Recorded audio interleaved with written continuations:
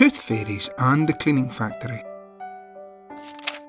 Deep in the New Forest, where no big people ever went, there was a tiny little magical village called the Orden Gardens. Here, 3 little tooth fairies named MyEzyPzy, Canine and Molar were busy at work in their factory. The 3 tooth fairies were all named after types of teeth. MyEzyPzy was tall and skinny with short pink hair. Canine was also tall with blue hair, and Molar was the short, wise one with curly, silver locks. All day long the busy little fairies cleaned and shined the children's milk teeth they had collected during the night. The milk teeth were used to make very useful things in the Orden Gardens, like roads in the village and furniture in the homes for the little fairies. One day MyEzyPzy realised that the teeth coming into the cleaning factory were not as strong as they used to be. "Oh dear," said MyEzyPzy, "these teeth are fragile and brittle, with holes and black spots. They crumble as soon as I try to polish them with my cloth. Whatever are we to do?" "Yes," said Canine, "I know exactly what's wrong. The children are beginning to eat far too many sweets and are not looking after their teeth at all." "I know we can fix it," said Molar the wise one. She sounded quite excited by her grand idea. The 3 fairies looked at each other and waited while Molar explained all. As usual, it was a fabulous idea. The 3 of them wasted no time at all and got to work straight away. That night, it was Canine's turn to fly off and collect all the milk teeth from under the sleeping children's pillow. Off she flew with a bag of coins, some white berry sandwiches for her lunch, and a pack of cards which the 3 fairies had spent all afternoon preparing. It was such a treat to leave the forest and see the city skyline, but it was a dangerous place for fairies. Canine had to make sure that the big people never saw her. She flew through the starry sky and saw the wonderful city fast asleep. Her first stop was a young boy named Junior. Earlier in the night, Junior and his mum had placed his milk tooth under the pillow. Mummy took Junior into bed and told him all about the tooth fairy who would leave some money in exchange for his tooth. She gave him a goodnight kiss and left him to fall asleep. By the time Canine arrived, Junior was fast asleep. She flew through the top window that was ajar and gliding quickly down to Junior's pillow. She perched beside him and braced herself in preparation for the task. Heave! She lifted the pillow and wedged herself between the pillow and the bed. She quickly grabbed the tooth and tossed it over to her backpack. She placed 2 coins and the fairy's special card in exchange under the pillow and flew off into the night sky to find more milk teeth. In the morning, as soon as Junior woke up, he rummaged under the pillow to see if the tooth fairy had left any money for him. He was thrilled to find the coins, but looked blankly at the card he found in his hand. Mummy didn't mention anything about a card, he wondered. He read the card out aloud. The Tooth Fairy's Guide to Healthy Teeth. 1. Eat healthy. 2. Cut down on sugary sweets and drinks. 3. Brush your teeth twice a day. 4. Use a fluoride toothpaste. And 5. Visit the dentist regularly. Back in the village of the Orden Gardens, the fairies were very happy about the new information card they were giving to the children. Soon enough, the milk teeth coming into the factory were strong and healthy again. The end. This book is called Homework Yuck by T. Albert. When Jamal opened the door, his mother could tell something was wrong. He looked like he was going to cry. "Jamal, what is the matter?" his mother asked. Homework, he shouted. Homework. Yuck. I will not do any more homework. Now, Jamal's mother was quite concerned. She had never heard Jamal talk like that, and she had no idea that he didn't like doing his homework. In fact, each time she asked Jamal if he had done his homework, he would always answer yes. My teacher wants to meet with you, Jamal said. That's fine, his mother said, but I would like to talk to you before we meet with your teacher. I think now is the perfect time. Jamal and his mother talked for a long time, and all the while his mother was writing things down.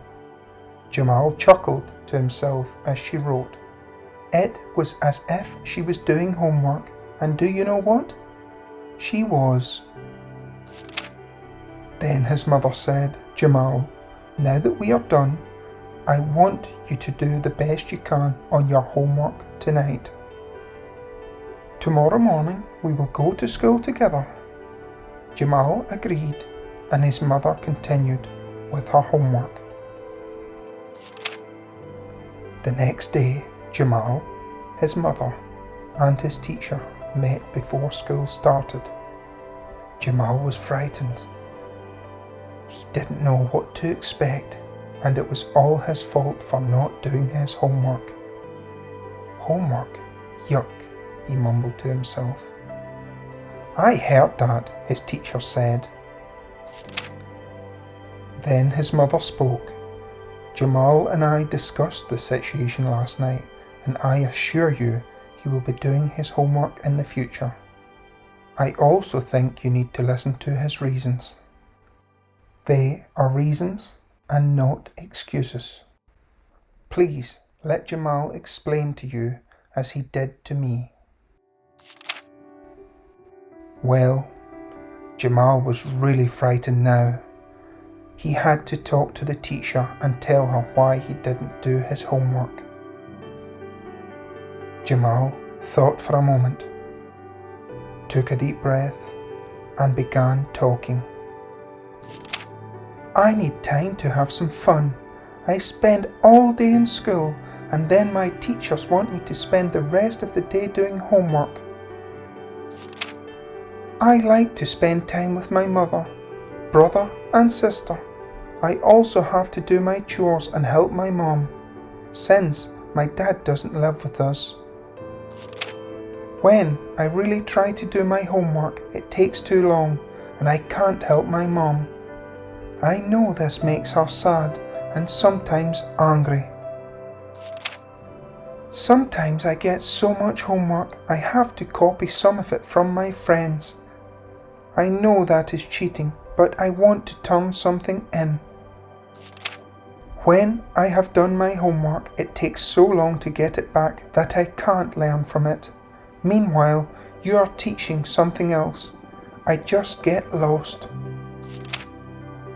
Jamal's teacher thought for a moment and then said, I never realized you were so smart. You have made some very good points and I need to consider them. In fact, all the teachers need to hear them. I will consider your comments before I assign homework in the future. I would like you to talk to all the teachers. Will you do that? Jamal agreed, and he spoke to all the teachers, parents and students at the school's next open house. He was frightened, but he made excellent points. In fact, the school changed the way they assigned homework. It was easier on the students and they were able to complete it and learn. They also had some time to play and spend time with their families. Now, Jamal does his homework and actually looks forward to doing it. Now, his mother doesn't have to ask if it is done. The end. This book is called Do You Wonder About Rain, Snow, Sleet and Hail by T. Albert. Hi, I am Professor MyEzyPzy and I will be telling you about water. You can call it rain, you can call it snow, you can call it sleet, you can call it hail, but it's water all the same. Did you ever wonder how old water is or where it comes from? The answers may surprise you. The next time you see a pond or even a glass of water, think about how old that water might be. Do you really want to know? I thought you did. Did you brush your teeth this morning? Well, some of the water that you used could have fallen from the sky yesterday, or a week, or a month ago. It's pretty new. But some part of that water is very old and was around during the time of the dinosaurs, or even longer, or maybe it's a little newer, like from the time when the pharaohs were building pyramids. You see, there is only a limited amount of water and it gets recycled. Yep, it keeps going round and round. We call it the water cycle. Yes, you have a question? No, it's not like a jet ski or a bicycle for water. It is nothing you can ride. It is how water keeps going round and round. Let me explain. First, I would like to say that water is very important. Imagine an empty lake. The fish would be very unhappy. Imagine an empty ocean. Your day at the beach would be like going to a desert. And since you are mostly made up of water, let's just say you would be a lot lighter.